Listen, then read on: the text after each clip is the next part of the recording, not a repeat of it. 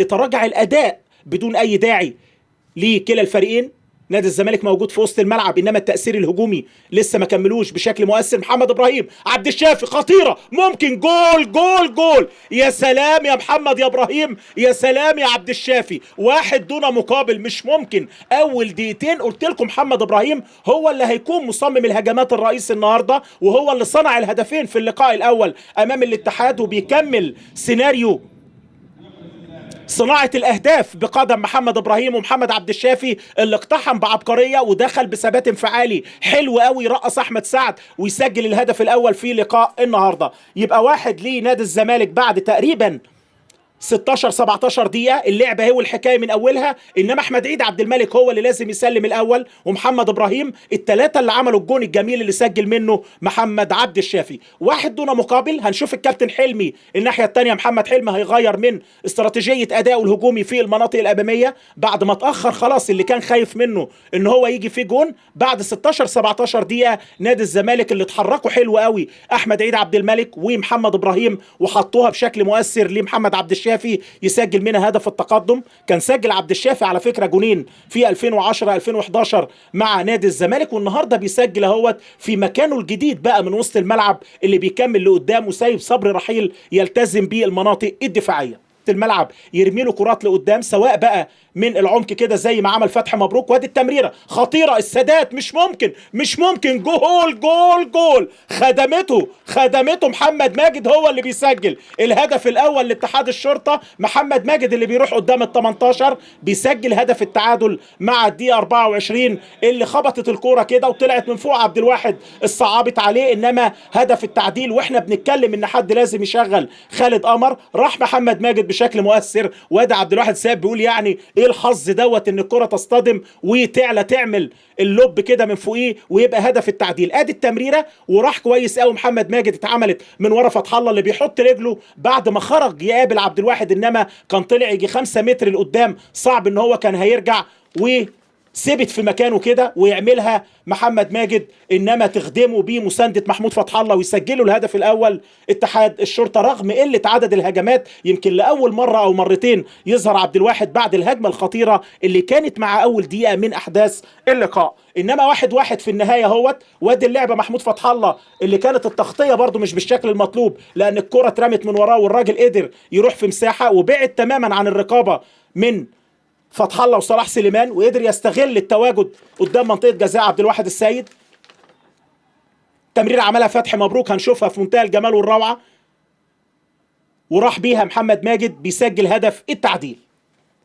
واحد من ناشئي على فكره اتحاد الشرطه محمد ماجد، كان لعب معاهم بعض اللقاءات. لعيب عند ماجد، لعيب حلو قوي ماجد ده، بيتحرك بسرعه يا ولد على العرضيه في منتهى الخطوره. هيدي ايه؟ حمدي شعبان ركله جزاء، محمد السادات ياخد ركله جزاء. انما تحركات محمد ماجد، الراجل اول ما بتوصله الكوره لعيب خفيف عنده المهاره وعنده الملكه، يروح بجرأه كده مش خايف على حدود ال 18، وفعلا انطلق كويس قوي اهو ماجد رقم 29 وعمل العرضيه في منتهى الجمال والروعه. انما صلاح سليمان فتح رجله قوي في اللعبه اللي فاتت ديت، وحمدي شعبان يمكن زاويه الرؤيه يعني وقع كده بذكاء محمد السادات. ولما نقول بذكاء انتوا تفهموها بقى، لو ركله جزاء صريحه وصحيحه ومستحقه بنقول ركله جزاء وبنشرحها، انما وقع وصلاح سليمان كان بيلعب على الكوره. وادي الكابتن محمد حلمي والكابتن عبد الحليم علي، وركله جزاء في وقت صعب جدا على لعيبه نادي الزمالك اللي كان ليهم الافضليه في السيطره في منطقه وسط الملعب، وهم اللي راكبين اللقاء بلغه الكوره في ناحيه التمرير والوصول للمرمى. انما قلنا مش كره القدم ان انت تسيطر، مش الكره ان انت تعمل تمريرات كتير وتجري كتير في الملعب، انما ازاي توصل من اقصر الطرق وتجيب اجوان.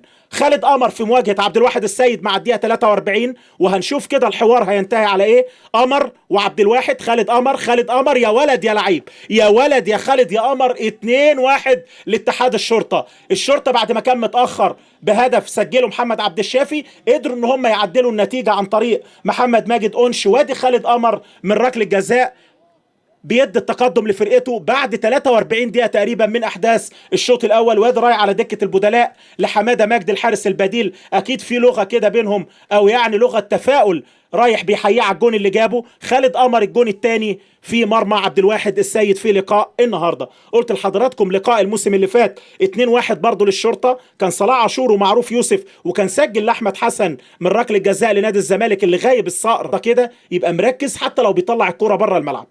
تاني نور السيد يمشيها في الجبهه اليمين من بره ال 18، محاوله الهجوميه عمر جابر مع احمد سمير، عمر جابر خطيره ممكن جول جول جول. 2-2 محمد ابراهيم. لا لقاء حلو، 2-2 في شوط اول بالاهداف، هيدينا متعه باللي سجلها نادي الزمالك او اللي نزلها سجل منها اتحاد الشرطه النهارده. 2-2 محمد ابراهيم في وقت قاتل، يعني الدقيقه الثانيه من الوقت المحتسب بدل الضائع، يقدر نادي الزمالك يرجع تاني للقاء بكره عرضيه في منتهى الجمال. حركوها كويس قوي احمد سمير واحمد عيد عبد الملك مع عمر جابر من الجبهه اليمين اللي عمل عرضيه في منتهى الجمال والروعه، انما احمد جعفر اللي لمسها ومحمد ابراهيم بالمشاركه كده، وجري محمد ابراهيم بيثبت الجون او الهدف فيه، انما هدف التعديل لنادي الزمالك. هنشوفها تاني ونشوف جعفر ومحمد ابراهيم الاثنين هم اللي اشتركوا فيها، انما الجون اكيد حمدي شعبان هيسجل. كرة في المكان الزحمه عند حازم، عمر جابر، محمد ابراهيم بيقرب منهم عشان يخلص الموقف لقدام، احمد جعفر يرجعها لورا، انما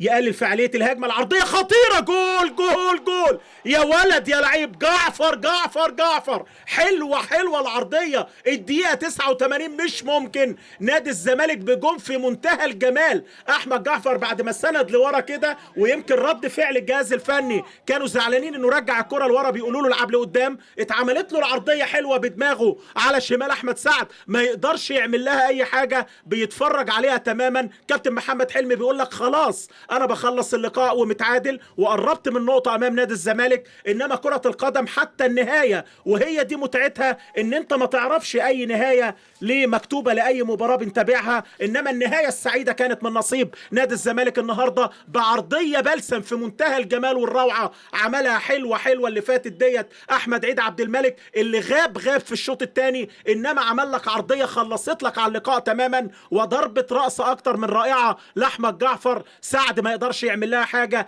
3 للزمالك 2 لاتحاد الشرطه. حتى لو اللقاء كان فيه بعض كده التحفظات الفنيه النهارده، انما 5 تجوان يعلوا لك اي لقاء من ناحيه الارقام اللي انت هتبدا تقيمه بيها، بعرضيه في منتهى الجمال وتواجد مثالي وغفله من دفاع اتحاد الشرطه. يقدر احمد جعفر يسجل لنادي الزمالك ويحطه في المقدمه للمره الثانيه.